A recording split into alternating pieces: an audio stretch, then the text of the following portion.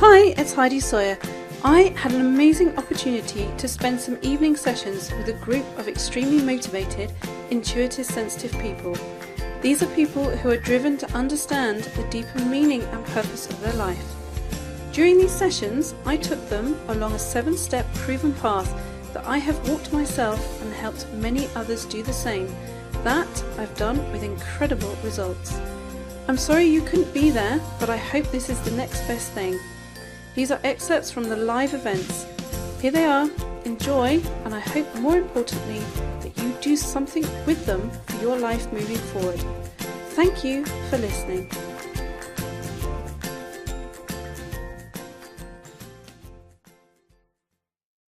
This is about a be rather than do scenario, okay? So how do you solve it when something comes up in your life that you're feeling is blocked? So you think that something is blocked for you. Rather than think that you have to do something, it's a be. Okay? Does that make sense? So rather than think that you have to change something by doing something, so people write, as an example, to-do lists, as an example, yeah? Oh, I've got to do this. However many to-do lists do we do, and then we take not a blind bit of notice of them. Okay. Because we look at it and go, oh, too overwhelming, not doing any of it. So what I'm saying is that if you're feeling that is, and then it becomes overwhelming because you think, oh, I really have to do this stuff and it's a paralyzing fear, I can't do it. Rather than write more to-do lists, which is the logical process, and that people would suggest that. How do you do time management?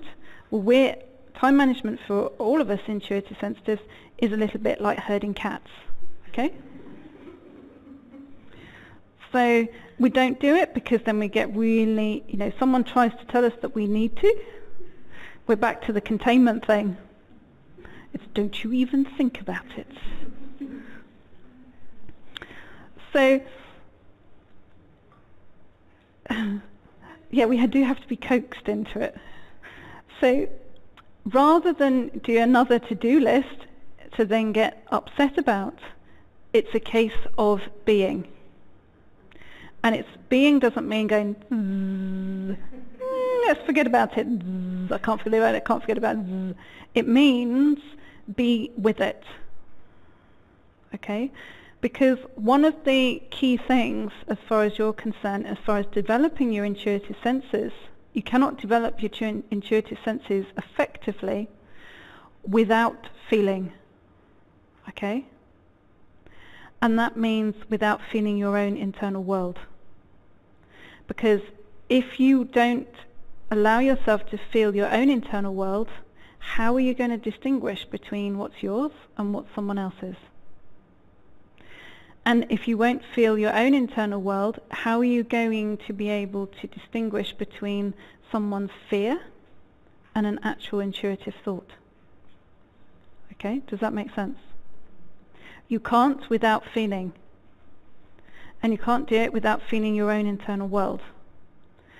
So when it comes up as far as a block, something that you feel blocked by, and people ask me this all the time, I feel blocked by this, something's not happening because I feel blocked, I'm being stopped, why am I being stopped? It will come back to a nurturance gap. Okay? So if you can't find the nurturance gap, what I'm saying is be and sit in that feeling. Okay? Sit in the feeling of it's not happening for me. Sit in the feeling of the failure. Okay? Because the failure will last about 10 minutes if it's properly felt.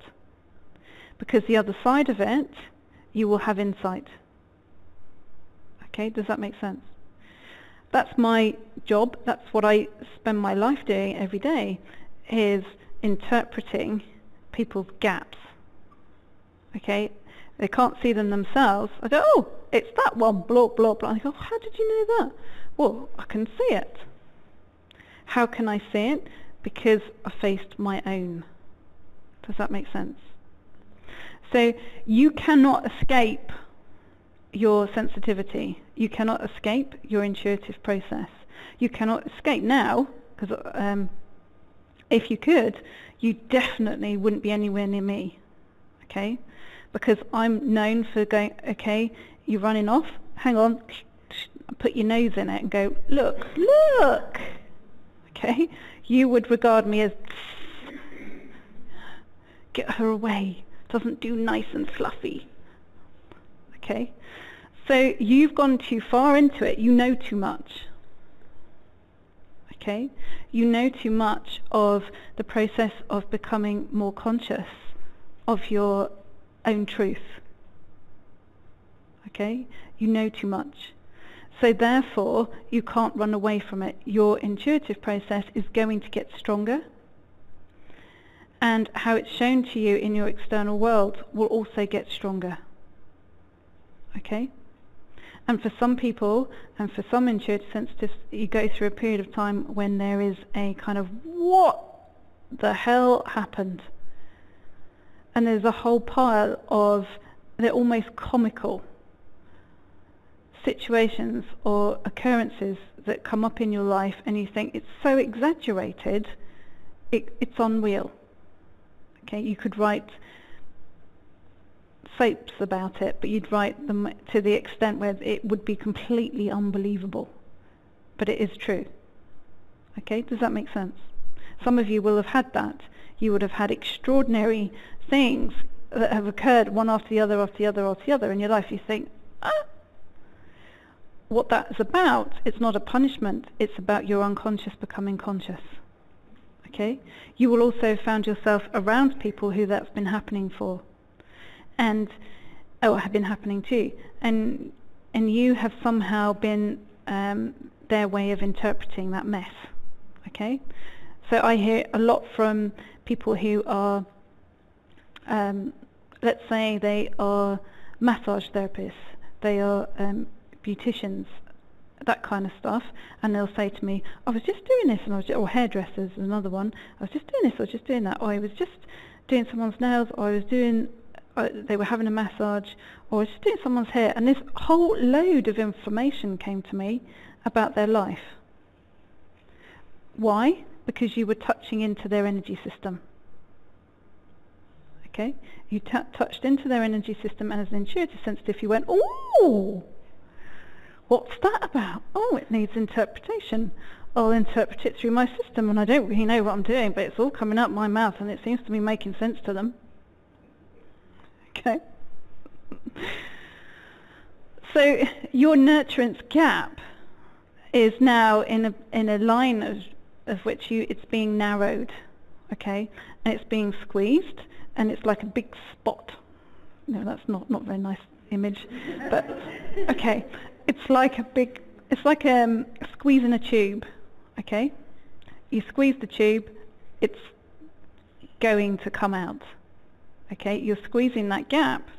So what's down there, what is the gap, what's in there, what's the thing that's holding you up, is going to squeeze itself out to the surface. Okay? And sometimes it's a little bit of a splat. Sorry, the imagery is appalling.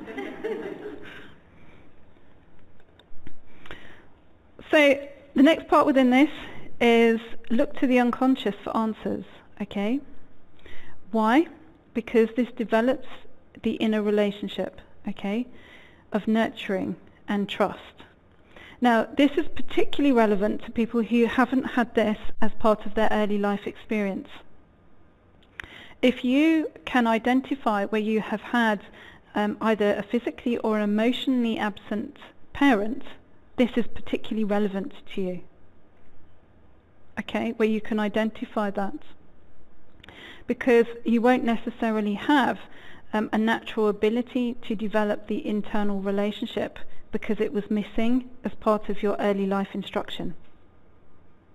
Okay, does that make sense? So you've looked to your external world to give it to you, and nothing from the external has been fulfilling on that level. So you're wandering around feeling a little bit lost, inside, and this is where that strong feeling of wanting to go home comes from. It's the gap between the personality and the soul. It's the way of kind of expressing it. So it's the gap between the parent self and the child. So the child as the personality and the parent as the soul. Okay, does that make sense? So within the nurturance gap, what this is, what you're doing in closing that gap, you are joining the personality with the soul. So you are joining the two together, so they live in unity within. Okay, so whatever goes on in your external world doesn't matter. It can all be hitting the fan. But on the internal world, it remains calm, it feels centered, and it feels that someone's got your back. Okay, does that make sense? That's what you're after. That's what you're looking for, and that's where you're going. Okay, so what it feels like is when you've become conscious of the gap, the whole lot comes up, and you think, whoa, I feel very alone in this world. Why is it that no one gets me, but I get everybody else? And then again, if you're a therapist of some form, like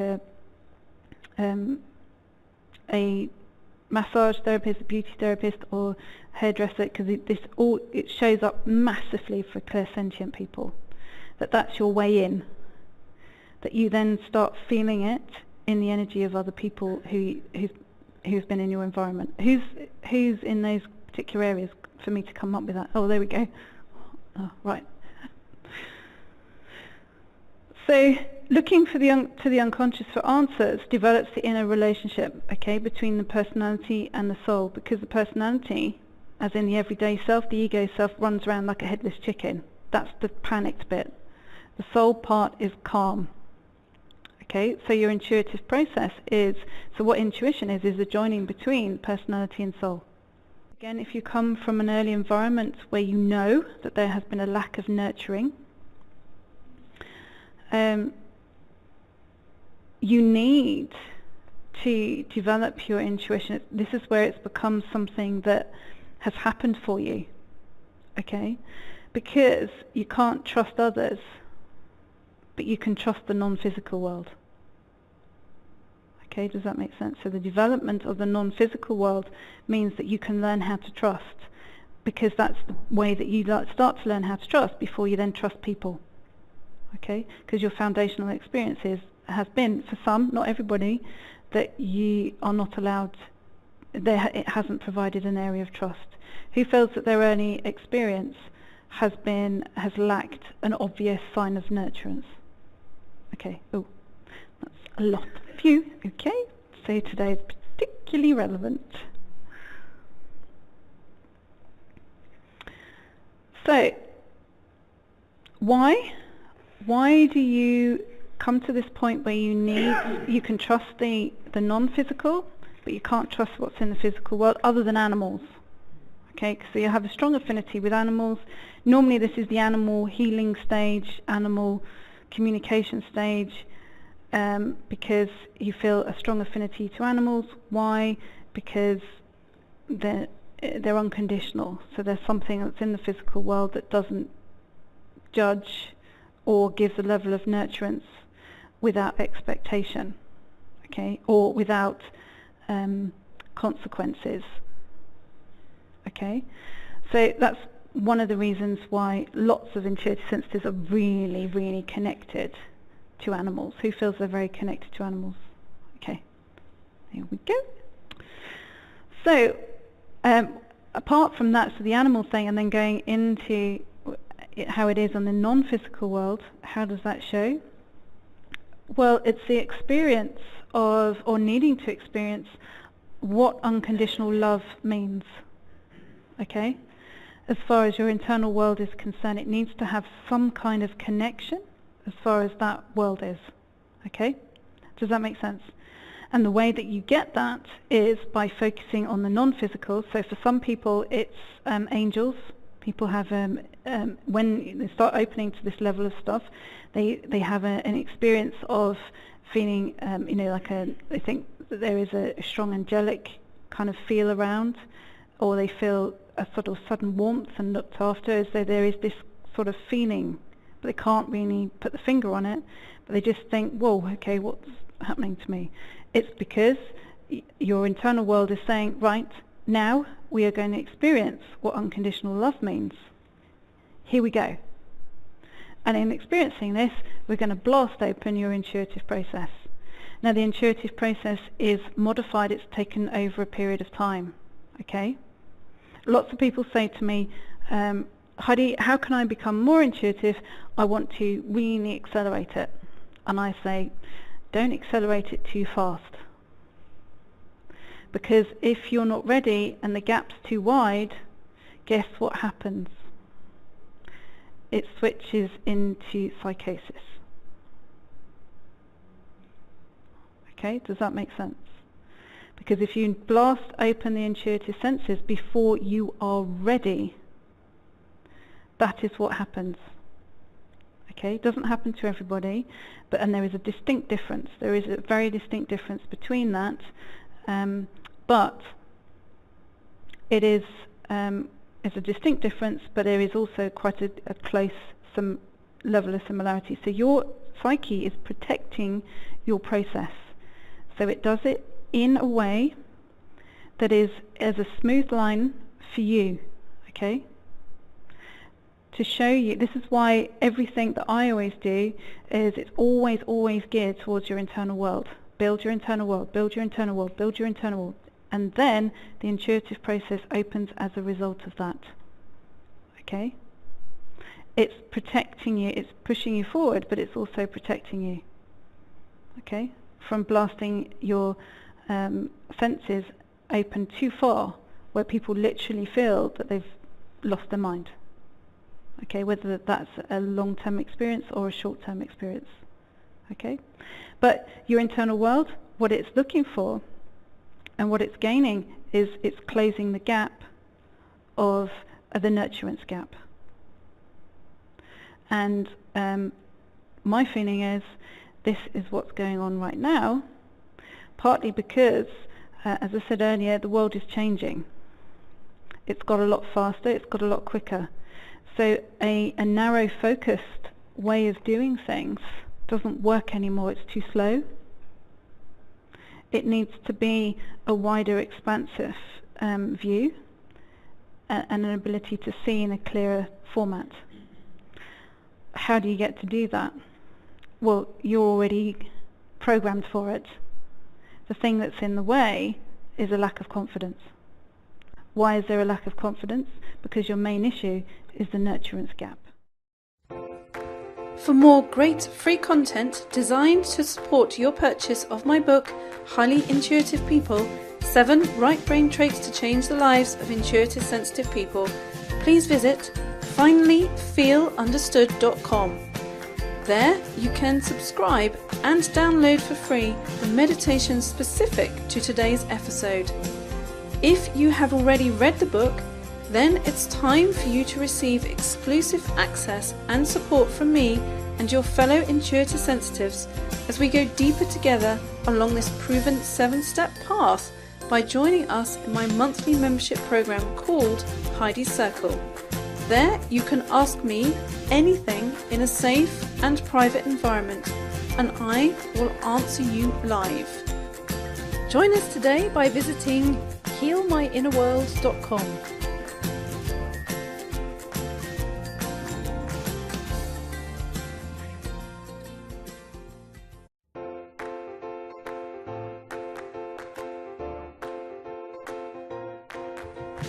Hi, it's Heidi Sawyer.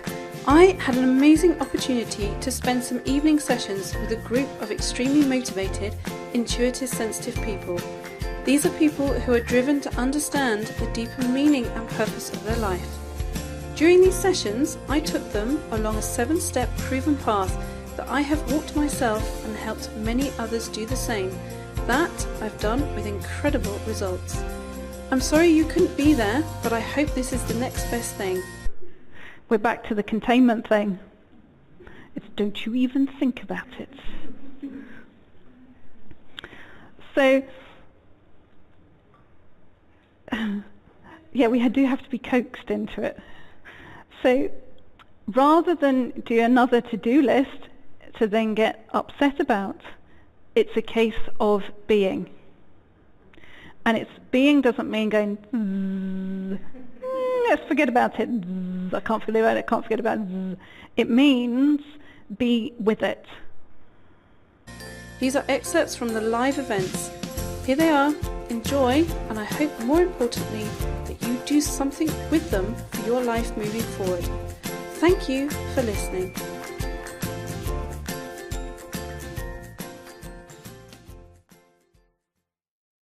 This is about a be rather than do scenario, okay?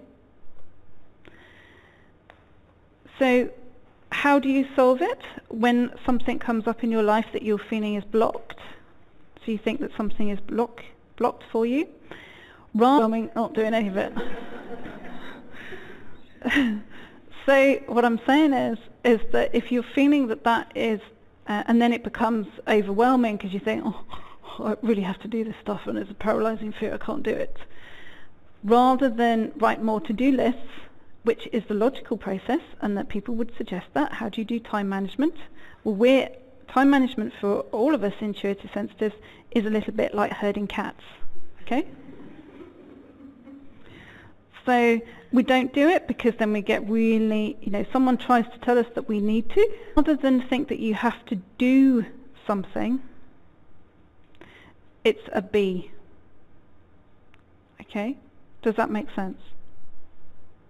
So rather than think that you have to change something by doing something, so people write, as an example, to-do lists, as an example, yeah? Oh, I've got to do this. However many to-do lists do we do, and then we take not a blind bit of notice of them. Okay. Because we look at it and go, oh, too overwhelming.